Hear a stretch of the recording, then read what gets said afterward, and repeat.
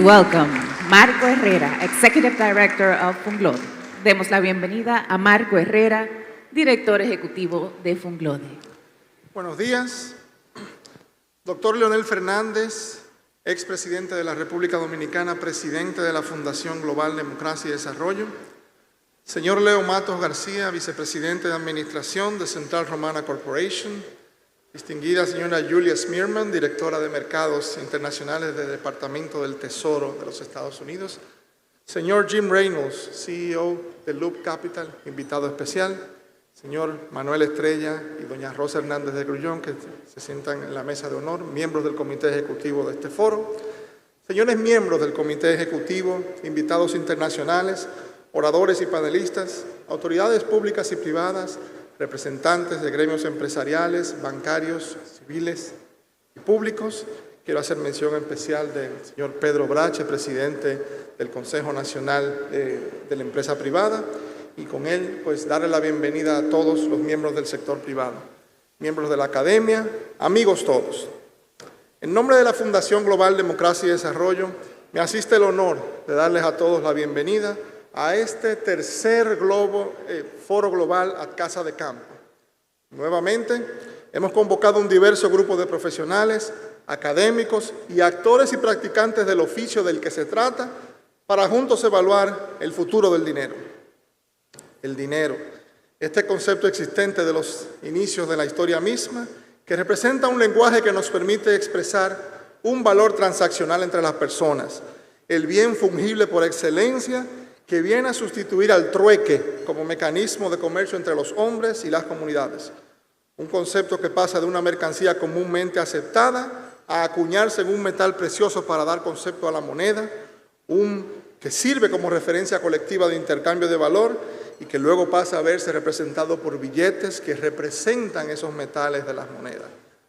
Y así con el tiempo va evolucionando el concepto del dinero, la moneda, conformando a través del tiempo un sistema hegemónico de conducción de la actividad económica para luego irse perfeccionando con la creación de los bancos centrales que mediante la regulación van conformando la plataforma de los sistemas económicos y monetarios sustentados en este valor hasta recientemente.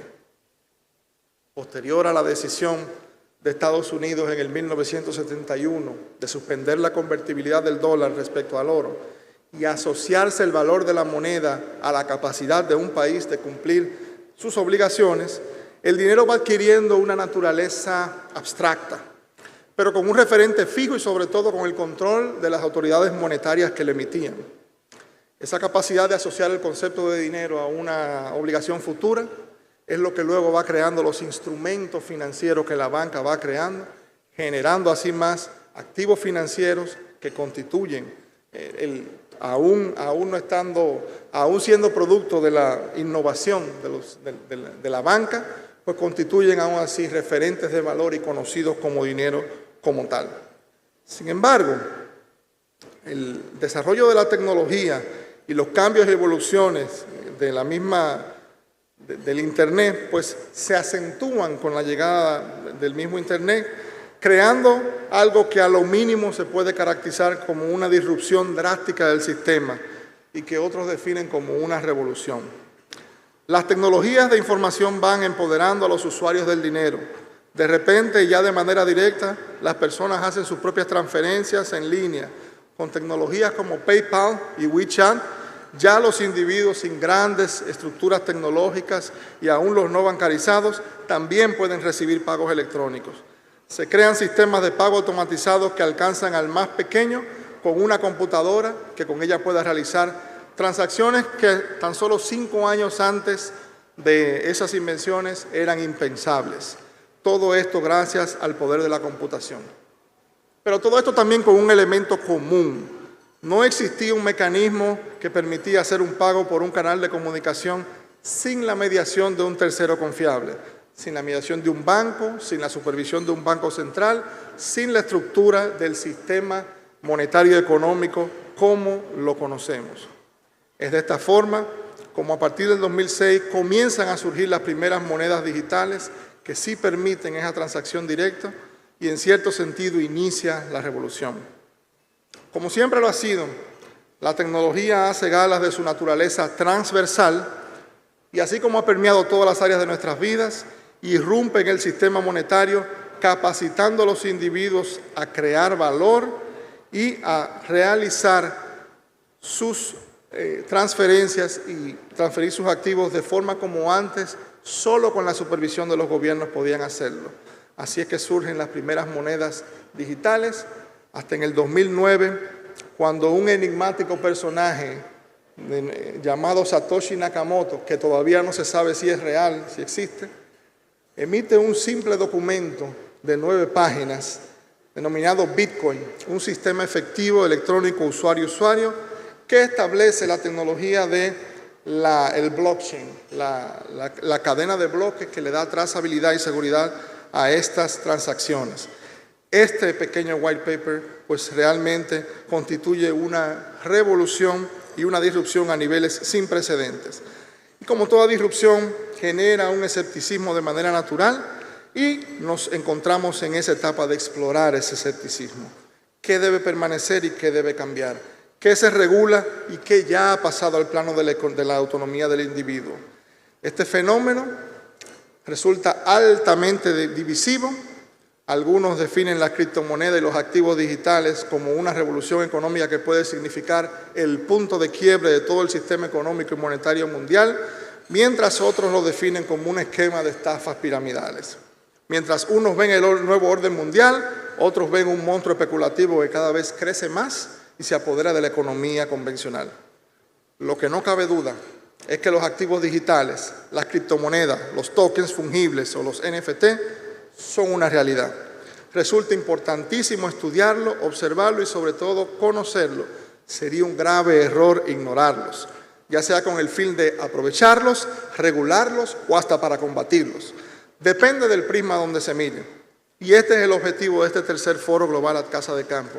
Conocer y diseccionar con mira de microscopio una clara tendencia que va a cambiar nuestra forma de vida. Es cierto que el Internet ha hecho con la información lo mismo que las criptomonedas están haciendo con el dinero. ¿Nos acercamos a un futuro sin divisas donde el efectivo no existe? ¿Estamos experimentando el fin del dinero? Son estas preguntas que nos convocan el día de hoy. Bienvenidos a todos.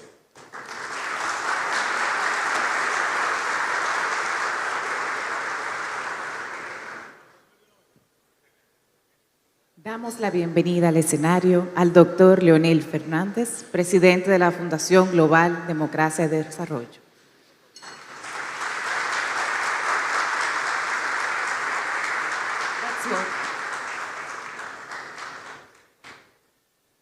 Well, buenos días. Good morning. Hope everyone slept well last night. Bueno, and now I shift into Spanish. Nos permitimos extender un cálido saludo de afectos y distinción al doctor Leonardo Matos, vicepresidente de Administración del Central Romana Corporation, a los honorables miembros del Senado de la República y de la Cámara de Diputados, a representantes de partidos políticos, a los honorables miembros del cuerpo diplomático y consular, a los distinguidos empresarios, al honorable señor alcalde de la ciudad de Miami, Florida, Francis Javier Suárez, quien está con nosotros de manera virtual, a la honorable directora de Mercados Financieros Internacionales del Departamento del Tesoro de los Estados Unidos, Julia Smearman, a mi amigo, my good friend, Jim Reynolds, who has come all the way from Chicago to be with us here today. Thank you, Jim. De igual manera, un saludo afectuoso a todos los expositores, panelistas y público en general que nos acompaña en esta nueva edición del Foro Global Casa de Campo para abordar el fascinante, pero también desafiante tema acerca del futuro del dinero. Señoras y señores, amigos todos, el dinero, como se sabe, no siempre ha existido como lo conocemos hoy. Es el resultado de una larga evolución en el tiempo. Se estima que entre 15.000 y 9.000 años antes de Cristo, se empleaban granos de trigo y de cebada, piedras y ganado como trueque o medio de intercambio de mercancías.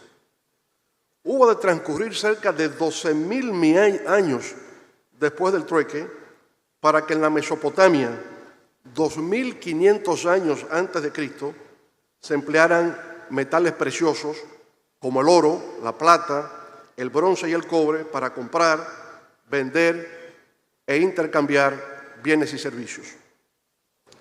Luego del uso de los metales preciosos como medio de canje, transcurrieron a su vez cerca de 2.000 años más para que se produjera el nacimiento de las monedas. En efecto, fue alrededor del año 600 a.C. que se acuñaron las primeras monedas en lugares tan distintos como Turquía, China y la India. Para que el papel moneda apareciera y fuera aceptado, la humanidad tuvo que hacer otra larga espera, hasta el siglo VII de la era cristiana, esto es, más de 1.300 años, cuando en China surgió esa nueva forma de intermediación financiera. Su uso oficial, el uso oficial del papel moneda, sin embargo, tuvo que esperar 400 años más. La razón, porque los usuarios no podían comprender cómo un simple pedazo de papel podía tener el mismo valor que un lingote de oro. En España, no fue sino hacia fines del siglo XVIII, es decir, casi 300 años después del descubrimiento y la conquista de América, durante el reinado de Carlos III, que logró popularizarse el uso del papel moneda en el territorio de la península ibérica. Parece increíble, pero así fue. Tomó miles de años para que la humanidad se adaptase al uso del dinero como medio para la realización de transacciones. Luego surgieron otras modalidades de dinero, como el cheque, la nota promisoria, el pagaré, las acciones, los bonos y más recientemente la tarjeta de crédito y el pago electrónico. Ahora, lo que está en debate es si nos aproximamos al fin del dinero, tal como lo conocemos. Ya en países como Suecia y China, el uso del efecto físico está en declive.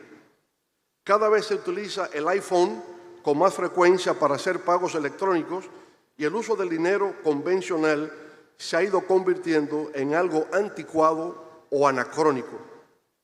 Así pues, todo parece indicar que nos encontramos en los albores de una revolución financiera en la que la naturaleza del dinero tiende a transformarse.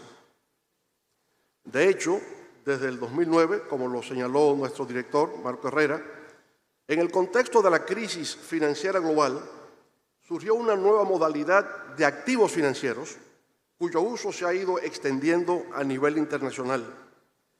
Se trata de las criptomonedas o monedas digitales, de las cuales se estima hoy día hay miles, entre las cuales se destacan Bitcoin, Ethereum, Dogecoin y Tether.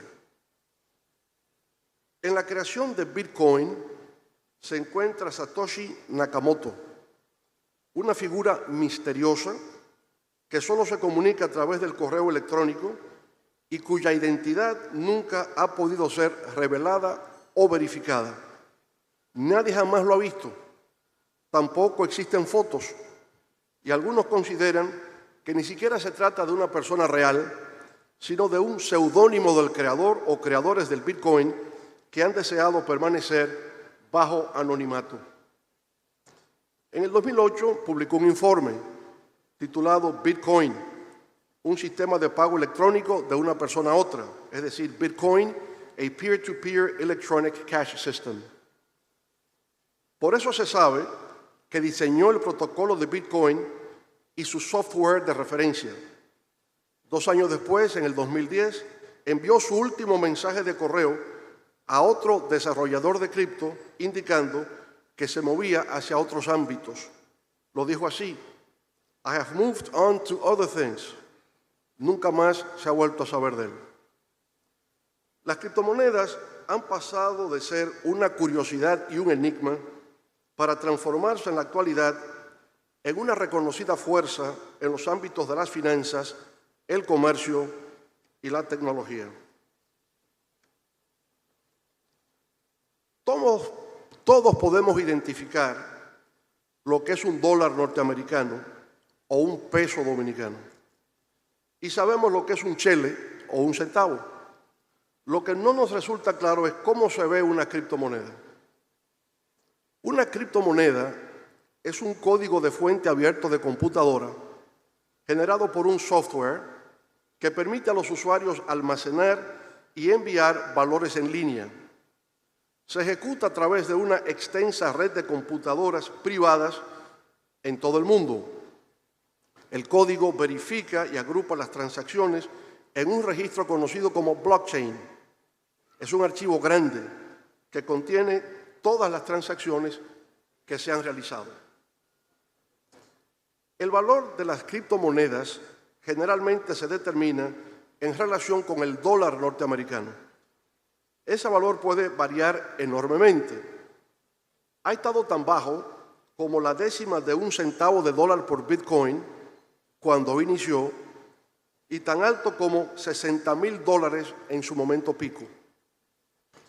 A pesar de la volatilidad, una variedad de sectores participa diariamente en ese tipo de mercado digital, desde importantes instituciones financieras como bancos comerciales y de inversiones, gerentes de activos, bolsas de valores, hedge funds, hasta plataformas electrónicas de intercambios y especuladores individuales.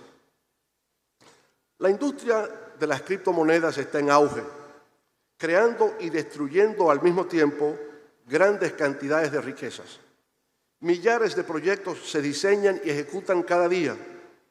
Ha elaborado su propio lenguaje, su propia semántica, su propia terminología, lo que puede resultar confuso e incomprensible para los que no participan en la dinámica de sus operaciones.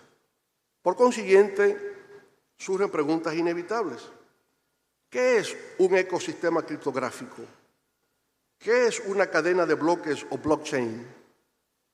¿Qué es un activo digital? ¿Qué es una moneda estable o stablecoin? ¿Qué es Coinbase? ¿Qué son protocolos comerciales DeFi? ¿Qué son las aplicaciones Web3? Las criptomonedas tienen capacidad para crear disrupción en el sistema financiero global. Se calculan como inversiones y se utilizan para adquirir de todo en el mercado, desde alimentos y muebles, servicios y envío de remesas. Se transfieren de forma rápida y anónima, incluso más allá de las fronteras nacionales, sin que un banco pueda intervenir para bloquear la transacción o cobrar un cargo. En la actualidad, el mercado de las criptomonedas está valorado en alrededor de 1.75 trillones de dólares, lo que significa que si fuese un país, sería, después de Brasil, la economía más importante de América Latina. En los Estados Unidos, el 20% de sus ciudadanos y el 36% de las nuevas generaciones, es decir, de los millennials, poseen criptomonedas. Sin embargo, se trata de un fenómeno que genera grandes controversias. Por un lado, se encuentran los criptooptimistas y por el otro, los criptoescépticos. Los primeros, es decir, los criptooptimistas, son aquellos que asumen el debate desde un punto de vista ideológico y político, y por el otro, los criptoescépticos. Los primeros están persuadidos de la idea de que se puede acumular grandes riquezas en un tiempo relativamente breve. Observan cómo real y efectivamente han surgido criptomillonarios y hasta criptobillonarios. Por lo tanto, hay una sensación de que es una nueva forma de ganar dinero solo aprendiendo a jugar conforme a las nuevas tecnologías y a las reglas del mercado. Además, los criptooptimistas asumen el debate desde un punto de vista ideológico y político. pertenecen al movimiento libertario, libertarians, los cuales consideran como un acto supremo de libertad el disponer de un sistema monetario descentralizado y privado, independiente de los gobiernos, especialmente de los bancos centrales y de los intermediarios financieros. Por otro lado, como hemos dicho, se encuentran los criptoescépticos, que son aquellos que se caracterizan por su falta de fe y de confianza en el mercado de las monedas virtuales. Estiman que las criptomonedas se prestan para la realización de actividades ilícitas, como el lavado de activos, el hackeo de las cuentas y el ransomware, mediante los cuales apagan las redes informáticas para luego exigir un pago, generalmente en criptomonedas. Además, la compra de bienes y servicios prohibidos, el fomento al terrorismo y la construcción de esquemas tipo Ponzi. En fin, que las criptomonedas constituyen un engaño o una estafa, por lo que están condenadas al fracaso. Los críticos también han considerado que la minería de criptomonedas causa daños al medio ambiente, y esto así debido a que la red es altamente intensiva en energía, hasta el punto de consumir más electricidad que muchos países. En febrero del 2021, Elon Musk, el hombre más rico del planeta, manifestó que el Bitcoin tendría una amplia aceptación en las finanzas. De manera textual dijo: "Creo que Bitcoin es algo bueno y soy partidario del Bitcoin". En adición, Elon Musk añadió un hashtag Bitcoin, a su biografía de Twitter, con lo cual ayudó a incrementar el precio de la moneda digital en cerca de un 20%. Ha tuiteado sobre la criptomoneda Dogecoin, basada en memes, y en el 2019 indicó que era su criptomoneda favorita. Tesla, su gran empresa de fabricación de vehículos eléctricos, invirtió $1.500 millones de Bitcoin y comenzó a aceptar la criptomoneda como forma de pago. No obstante, hace pocos días, el pasado 21 de julio, Tesla procedió a revertir su anterior operación. Ahora ha retirado del mercado el 75% de sus inversiones en Bitcoin, que llegaron a ser en total de $2.000 millones. Todo eso revela que el hombre más rico del planeta ha pasado de ser criptooptimista a ser criptoescéptico, con lo cual le añade mayor confusión e incertidumbre a la comprensión general del público acerca de la eficacia en el funcionamiento y real capacidad de generación de riquezas de los mercados de criptomonedas. Ese retiro abrupto del mercado por parte de Tesla y de Elon Musk tiene lugar en un momento en que la criptomoneda se ha desplomado, cayendo a cerca de un 50% de su valor de mercado. Al referirse sobre el tema, Bill Gates, el magnate tecnológico fundador de Microsoft, manifestó que no era un fanático de las criptomonedas y de que el funcionamiento de ese mercado de monedas virtuales se fundamenta 100% en una gran teoría de tontos. En concreto, lo expresó de esa manera: Bitcoin is 100% based on greater fool theory. Sostuvo la idea de que activos sobrevaluados subirán de precio cuando haya suficientes inversionistas dispuestos a pagar más por los mismos. Sin embargo, a decir verdad, sobre ese ecosistema de las criptomonedas, el universo de Wall Street se encuentra dividido. Por un lado, Jamie Dimon, presidente y CEO de JP Morgan Chase, el más importante banco de inversiones del mundo, había afirmado en el 2017 que el Bitcoin constituye un fraude. Más adelante sostuvo que el único valor del Bitcoin es el que cada quien está dispuesto a pagar por él. A eso añadió, cito, si usted es suficientemente estúpido como para comprarlo, algún día pagará el precio. Es peor que los bulbos de tulipanes y no terminará bien, dijo, refiriéndose a la clásica burbuja de activos del siglo XVIII. Goldman Sachs, el otro gigante financiero, ha tenido una actitud distinta frente a la moneda digital, ya que está explorando una nueva plataforma de negociación que se centrará en Bitcoin y Ethereum. Será dirigida por su presidente ejecutivo, Lloyd Blankfein. Realizó recientemente la primera operación de préstamo de dinero fiat en la banca norteamericana, garantizada por el deudor con moneda virtual de Bitcoin. De igual manera, hizo su primera operación desregulada over the counter de venta de contrato a futuro de opciones con la empresa Digital Galaxy. Se trata de una acción orientada al desarrollo de las criptomonedas para inversionistas institucionales, es decir, bancos de inversiones, fondos de pensiones y fondos soberanos de riqueza, sovereign wealth funds, con lo cual Goldman Sachs está tomando mayores riesgos al participar como actor principal en las transacciones. En igual dirección que Goldman Sachs se dirige Morgan Stanley, otro de los grandes de las finanzas internacionales, ya que su CEO, James Morgan, dijo que vio a Bitcoin como ciertamente algo más que una simple moda. Entre los países también hay actitudes divergentes respecto a auspiciar o frustrar el establecimiento de las criptomonedas. El Salvador adoptó el Bitcoin como moneda de curso legal, legal tender, en julio del 2021.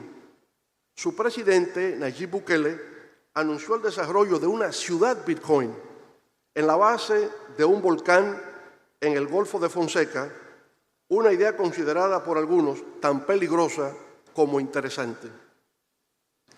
De conformidad con un reciente reportaje del New York Times, casi un año después de que el presidente Bukele, comillas, de que el presidente Bukele conmocionara al mundo financiero al convertir su moneda digital más popular en una moneda nacional, su apuesta parece estar fracasando, destacando la brecha entre las promesas utópicas de los defensores de las criptomonedas y las realidades económicas. Más adelante, el diario neoyorquino afirma, las tenencias de Bitcoin del gobierno han perdido alrededor del 60% de su valor supuesto durante la reciente caída del mercado. El uso de Bitcoin entre los salvadoreños se ha derrumbado y el país se está quedando sin efectivo después de que el presidente Bukele no logró recaudar fondos frescos de los inversores en criptomonedas, termina la cita. El caso de la República Popular China llama la atención. En principio, la segunda economía del mundo se había constituido en un país líder en la minería de criptomonedas. Luego, prohibió a sus instituciones financieras realizar cualquier tipo de transacción con criptomonedas. Posteriormente, prohibió toda la minoría cripto a nivel nacional para finalmente declarar ilegal el mercado de las criptomonedas en todo el territorio de China. Además de China, 8 países más han prohibido el uso de las criptomonedas, entre ellos Egipto, Irak, Qatar, Omán, Marruecos, Túnez y Bangladesh. Otros 42, que incluye Argelia y en el ámbito regional nuestro, Bahamas y Bolivia, implícitamente han prohibido las monedas digitales al establecer restricciones a los bancos para sus transacciones. Como reacción a la independencia, privatización y descentralización de los mercados criptos, así como debido a los riesgos que representan al sistema financiero tradicional, han surgido, por un lado, tendencias hacia su regulación y, por el otro, hacia la creación de monedas digitales nacionales por parte de los bancos centrales. Con respecto a las regulaciones, son diversas las que se llevan a cabo a nivel internacional en estos momentos.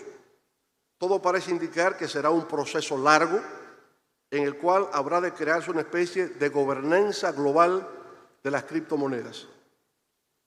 Ante el desafío que representa para los estados la creación de sistemas monetarios descentralizados e independientes, una oleada orientada hacia la creación de monedas digitales de bancos centrales o CBDC, Central Bank Digital Currencies, ha estado en auge. De esa manera, por ejemplo, se habla de un yuan digital por parte de China y se discute en el Departamento del Tesoro, en el Congreso y en la Reserva Federal de los Estados Unidos, a través del proyecto Hamilton, la posibilidad de la creación de un dólar digital. El anuncio hecho por Facebook en el 2019 de que lanzaría su propia moneda digital Libra, la cual podría alcanzar a sus 2.000 millones de usuarios, provocó una reacción por parte de autoridades norteamericanas al considerar que podría debilitar el papel del dólar estadounidense como moneda de reserva internacional y, por consiguiente, de referencia para todas las transacciones internacionales. Se discute también la posibilidad de la creación de un euro digital como moneda de los 27 países integrantes de la Unión Europea. Y tal vez, en algún momento, ¿por qué no?, se puede iniciar un diálogo sobre el peso digital de la República Dominicana. Independientemente de las voces en conflicto que se han levantado en torno a la pertenencia, eficacia y transparencia de los criptomercados, lo cierto es que Bitcoin cautivó la imaginación colectiva con el surgimiento de nuevas modalidades de creación del dinero. A pesar de lo impredecible de su futuro, ya, sin embargo, ha dejado un importante legado: la tecnología de blockchain, que junto a las fintech están contribuyendo a impulsar la actual revolución financiera global. El dinero está inmerso en una evolución constante. Nos dirigimos hacia el futuro del dinero, al igual que a profundas transformaciones en el marco de la arquitectura financiera internacional. Durante el día de hoy, en 3 distintos paneles, estaremos reflexionando acerca del actual proceso de disrupción del sector financiero, de la próxima generación de la banca y de la potencial creación de activos digitales en República Dominicana. Esperamos que sea un evento que sirva de referencia para continuar una reflexión sobre un tema que impacta a los individuos, las empresas, los bancos y demás entidades financieras, a los gobiernos y a la sociedad en su conjunto. I express my gratitude to all the participants who have kindly accepted our invitation to participate in this global forum at Casa de Campo. I congratulate all of you in advance in what I know will be outstanding presentations. And I hope our discussion today contributes to a better understanding of the impact that the current transformations taking place in finance, banking, and money are having on people's daily lives on a global scale. Thank you very much. Muchas gracias para todos.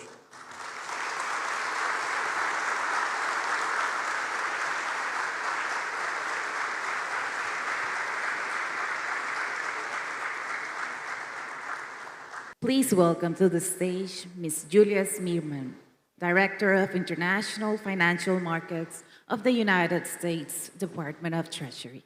Damos la bienvenida a la señora Julia Smirman, Directora de Mercados Financieros Internacionales del Departamento del Tesoro de los Estados Unidos.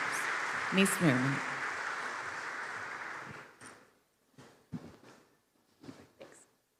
Thank you. Thank you so much for having me here today. Does this sound okay? Yeah, okay. I'm pleased to be able to represent the U.S. Department of Treasury. Events like this one today are important forums to bring together the public and the private sector to discuss important policy issues. The future of money is one of those pressing issues. Growth in the use of digital assets has been dramatic in recent years. And while today digital assets are primarily used for cryptocurrency trading purposes, they have the potential to bring substantial benefits for consumers and businesses. If well-designed and well-regulated, these innovations can contribute to important payment systems improvements, such as efficiency, resilience, and inclusion. This could be particularly true for cross-border payments, such as remittances, where costs remain too high and delivery is still too slow. Decentralized finance applications could potentially automate payments, lending, and trading activities using smart contracts, creating efficiencies while also reducing settlement risks. And many countries, as was mentioned earlier, are actively exploring the potential issuance of a central bank digital currency, or a CBDC. And in the case of the Caribbean, there have been pilots and launches of CBDCs as a means to achieve public policy objectives. For example, Caribbean governments have been tailoring their CBDC design to expand inclusion by reducing transaction costs, as well as exploring options for improved fiscal transfers. CBDCs could also be tools to strengthen resilience in crises, especially natural disasters, by creating mechanisms to quickly disperse fiscal assistance, expand access to payments in areas impacted, and by developing offline functionalities in the event that internet connectivity is disrupted. At the same time, however, digital assets pose new risks if appropriate protections and regulations are not in place. These include, but are not limited to, risks to consumers, investors, and businesses, financial stability and financial market integrity, combating and preventing crime and illicit finance, national security, and climate change and pollution. The United States has a strong interest in supporting responsible innovation while taking steps to reduce these risks. And in March of this year, the Biden-Harris administration signed an executive order on ensuring responsible development of digital assets. The executive order called for a coordinated and comprehensive U.S. government approach to digital assets in order to achieve our objectives. Under the executive order, Treasury, along with our colleagues at the White House and other agencies, will be publishing foundational reports and recommendations related to our objectives for digital assets. I will touch on just a couple components of this work today that might be most of interest to the audience. First, I'd like to highlight that the Biden administration has put the highest urgency on research and development efforts into a potential U.S. central bank digital currency. The Treasury is currently conducting analysis on the potential implications of a U.S. CBDC for issues including economic growth, stability, financial inclusion, national security, and human rights, and will be publishing a report in the coming months.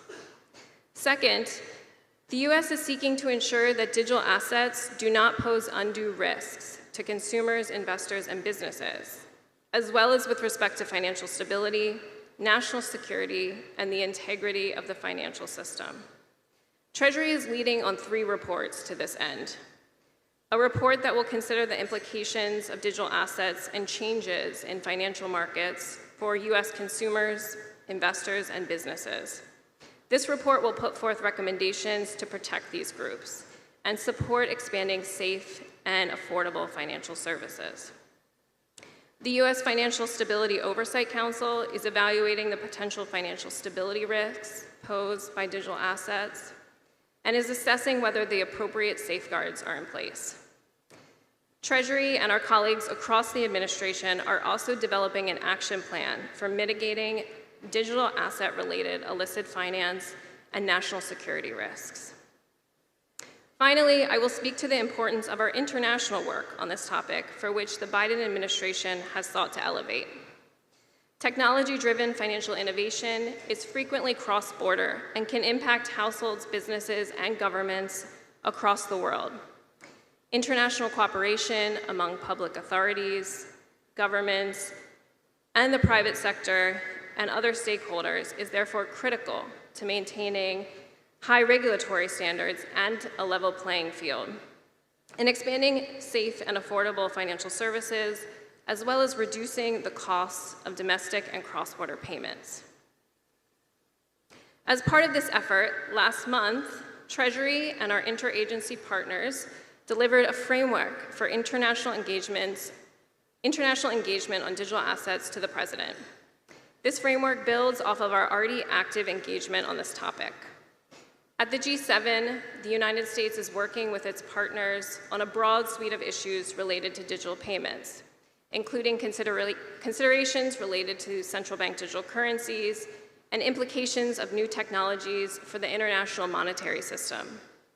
For example, in 2021, the G7 published a set of public policy principles for retail CBDCs designed to support and inform jurisdictions as they undertake these policy deliberations.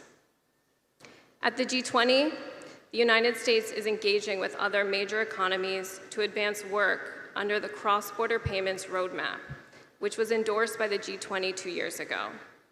The roadmap sets out an ambitious work plan to meet our policy priority of developing faster, cheaper, and more transparent international payment systems, including by leveraging new technologies.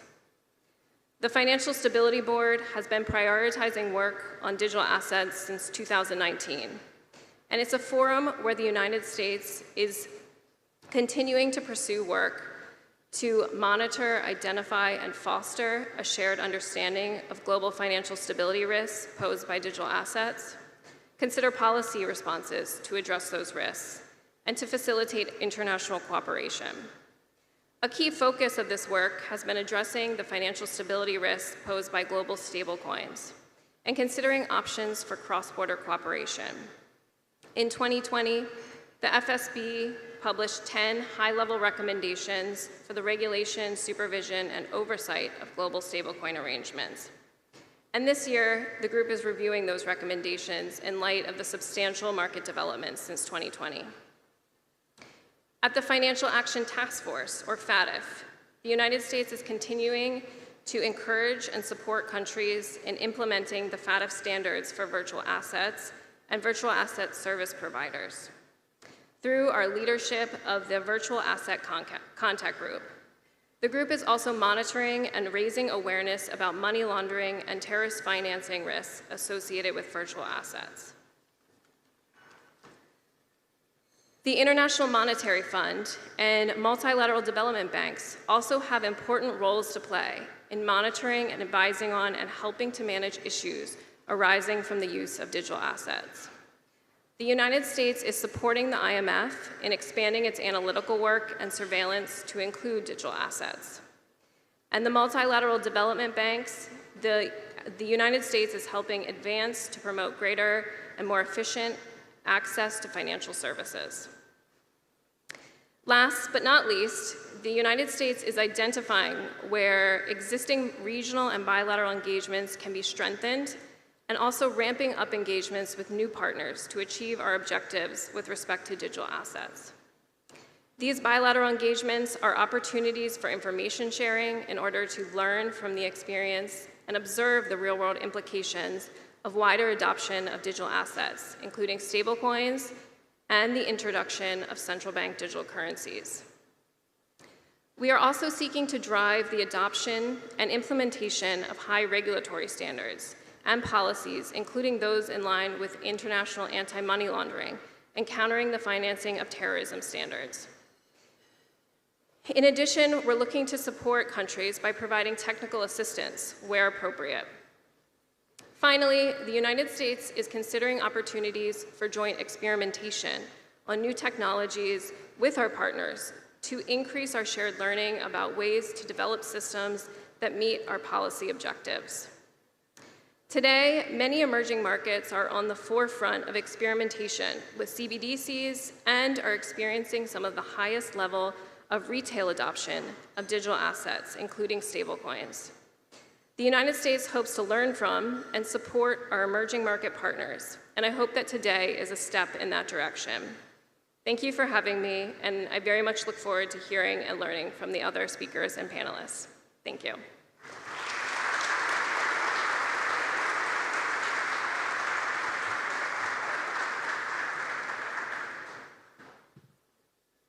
Please let us now welcome to the stage Mr. Jim Reynolds.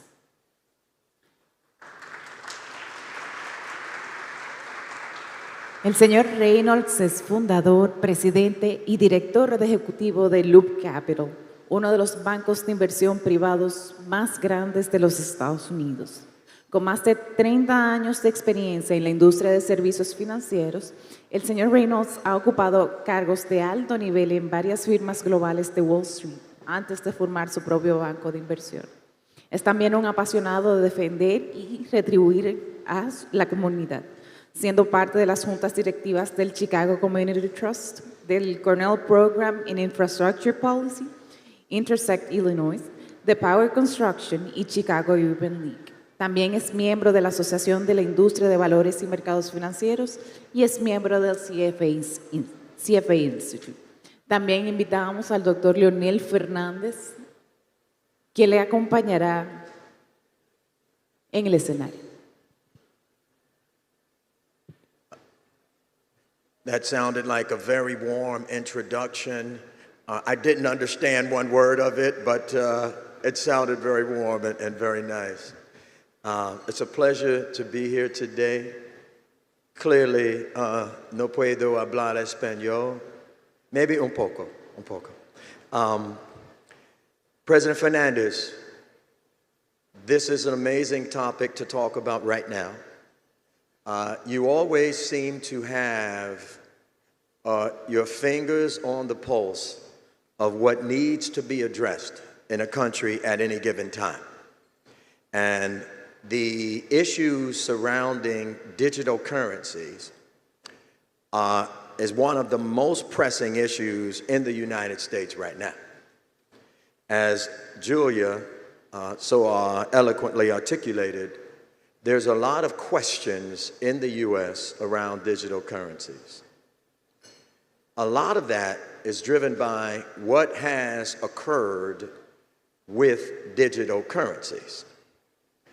As Marco pointed out earlier, and President Fernandez pointed out, it was really intended to be sort of a decentralized sort of financing vehicle surrounding transactions having to do with the blockchain.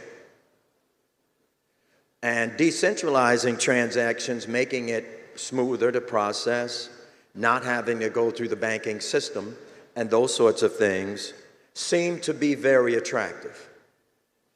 Not having any regulations necessarily around them, and not necessarily having any controls on what a digital currency was, who could create a digital currency, how to value a digital currency, and what it could be used for.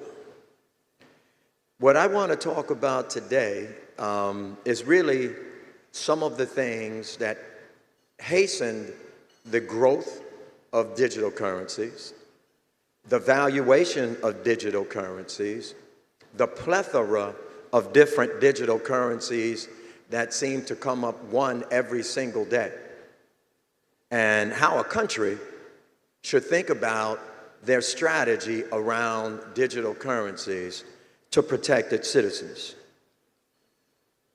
When we think about what has occurred in the U.S., particularly over this year, the last year, the loss of money by investors, many of which were least equipped to invest in digital currencies, is staggering, into the trillions of dollars. What was once a $3 to $4 trillion market cap asset class is now maybe $1 to $2 trillion. $2 to $3 trillion has just basically disappeared.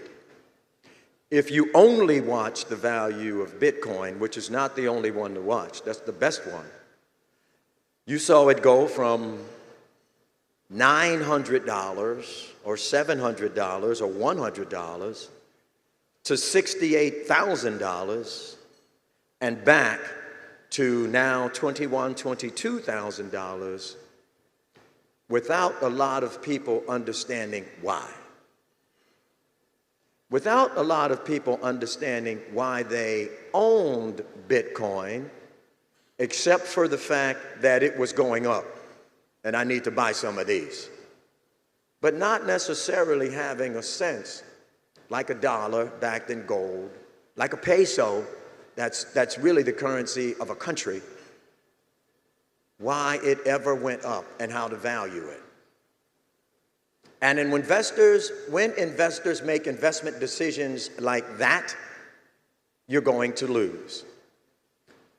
When you look at the carnage around the losses in cryptocurrencies, President Fernandez had up JP Morgan and Jamie Dimon's hard comments. He's probably one of the harshest critics, and Bill Gates. Now, these also are two of the smartest investment professionals in the United States that say they stay away from this investment. And so when you think about it, the cryptocurrencies were never meant to be investments for speculation.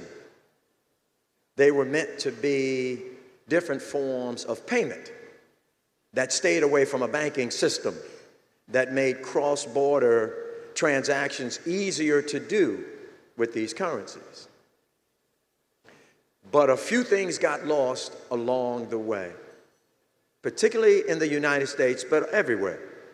President Fernandez talked about Ecuador and the fatal decision that they made to invest in Bitcoin. I don't know, at $50,000 or $60,000, and now it's 20 or 21. And what that does to the population there, and its resources. But I want to talk just a little bit about what happened in the United States and what's likely to happen going forward, really echoing Julia's comments. When we looked over the last 2 years in the United States, when the pandemic began to set in, let's call that March of 2020, and the Federal Reserve in the US, not just the US, but all over the world, panicked and began to flood all systems with money. Until, for many people, it was more profitable to stay home than to go to work. And that happened in the United States. And they're still trying to get people to go to work in the United States. And it's difficult. But what also happened with that flooding of money was the inflating of assets. When you keep interest rates at zero for years, basically zero, and you flood the market with excess capital, stocks go up, commodities go up, homes go up, cars go up, food prices, everything goes up, including speculative assets, like all the currencies that are defined as crypto. As these currencies began to drift up, regular people, middle-class people, lower-class people, some rich people, but not too many, and not the smartest financial institutions in the United States, they have not lost money in crypto. Even though Goldman Sachs is creating a method of trading crypto, they won't own it. They'll let you trade it, but they won't own it. Big difference. So as prices began to go up without a rational explanation, particularly crypto, we understand why homes went up. We understand why food went up. We understand why the prices of cars went up. And we understand inflation. But we don't understand why crypto went up. And as the economy and speculation got to such an extent, the Federal Reserve in the United States reversed course. And they're doing it all over the world. So all of a sudden, the easy money that came in is coming out. Interest rates that were at zero are going up. We just raised our interest rates in the United States by 75 more basis points, from 0 to 250, on its way to 350 for a Fed funds rate. You have been doing the same thing here in the Dominican. Inflation, our last inflation numbers were a little over 9%. I was here last night speaking with some individuals that yours are printing in double digits, 10% or higher.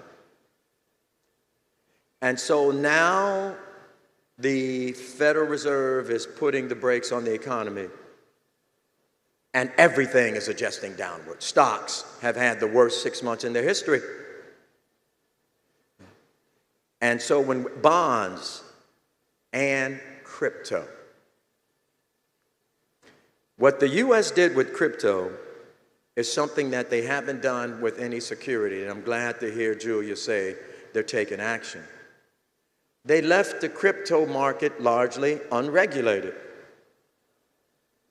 So Bill Gates could start a Libra currency, or Mark Zuckerberg, a Libra, just start one. You don't have to prove its value. You don't have to have it tied to something of value. You just have to have somebody that's willing to transact in it. As President Fernandez said, Elon Musk, a big Bitcoin believer, until it went from 60,000 to 20. And now he's pulling back from that because his job is to sell cars, not to invest in currencies, speculate in currencies. What will the future of crypto look like, and what do I believe it's going to go? I think crypto is going to stay. But I also think, as was pointed out by Julia, there's going to be centralized regulation of this currency. We're going to see, instead of hundreds of digital currencies out here really looking for someone to buy them, there'll be a few that countries recognize and have a methodology around valuation of them. There'll be less speculation and more like you treat your currency here, your peso, a dollars, a euro. You use it to buy something, not to speculate that I'll make a home run here, or I'll buy this and I'll be able to pay for my kids' college. That's not what a currency is supposed to be used for. We'll put them on an exchange, which is where currencies need to transact. If individuals like yourself want to buy some of these, there should be some regulation around an exchange. Digital banking, Celsius, Voyager. Celsius had $25 billion of assets, crypto assets. Individuals, they promised 18%, 19%, 20% yields. Bankrupt. Nothing. In the United States, it's unheard of to have a bank that's unregulated, that's taking deposits from individuals, but they allowed it because it was crypto. Suitability requirements. Should everyone be allowed to buy crypto and speculate in crypto? Because everybody with a brokerage firm in the U.S. with other assets cannot just buy those assets. It's the responsibility of that brokerage firm to make sure you're suitable to invest in those assets. You'll see suitability requirements. You'll see a split up, just as in the banking system, between the institutions that allow you to do transactions and the institutions that actually hold your money. In crypto, it was the same. The institution that allowed you to trade them also kept your assets. And that's a conflict. And so it was ripe for hackers, ripe for abuse, and ripe for when bad things happen, you can't recover your assets. Now, after all that good news about crypto, what do I think President Fernandez should do when he's president again in the Dominican? All right?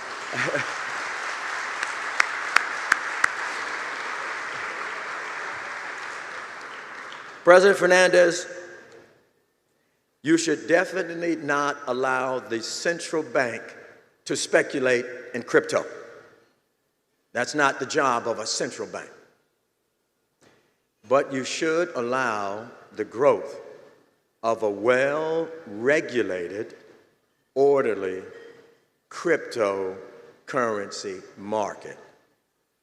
Most of it done on an exchange with requirements from the regulators and with regulation about who it is that invests in these currencies.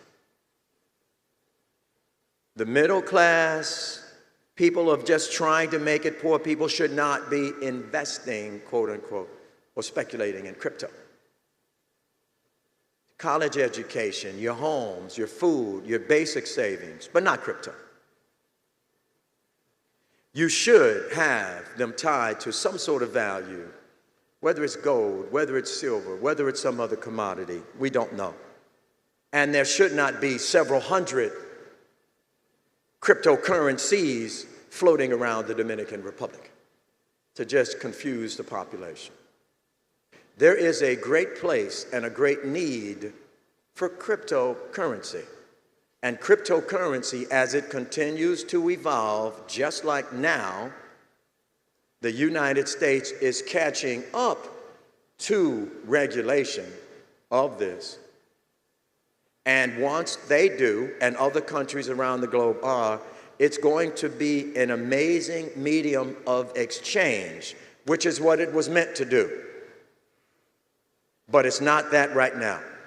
It's too volatile. I woke up this morning and just read the newspaper. Another cryptocurrency exchange was hacked last night for $200 million gone. Just gone.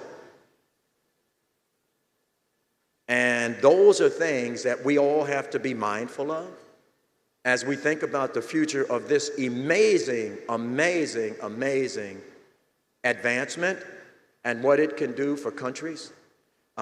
We also must be very mindful of the regulatory aspects that should be around it to protect it and people. So thank you very much.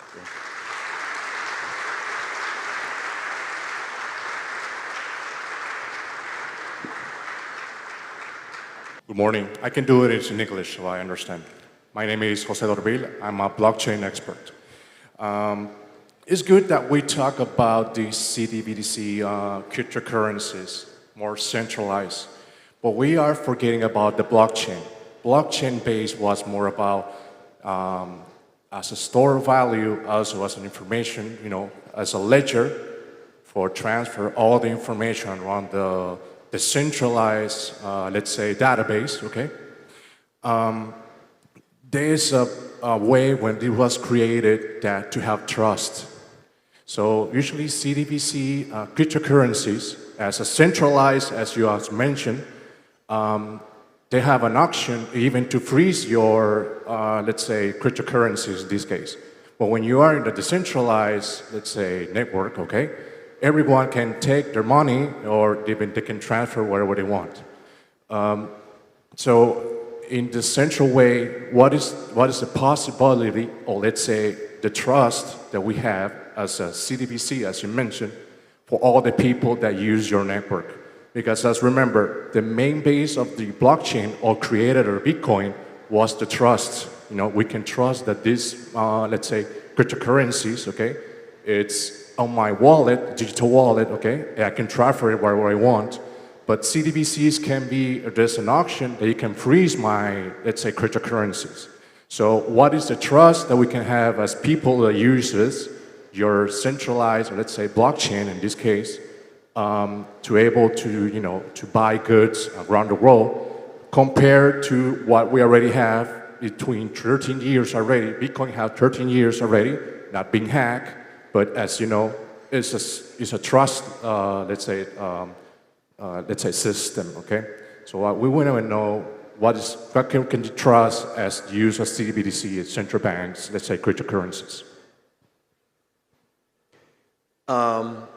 One, had cryptocurrencies stayed true to its initial creation, which was to assist transactions around the blockchain, I think we would have not the occurrence that we have right now.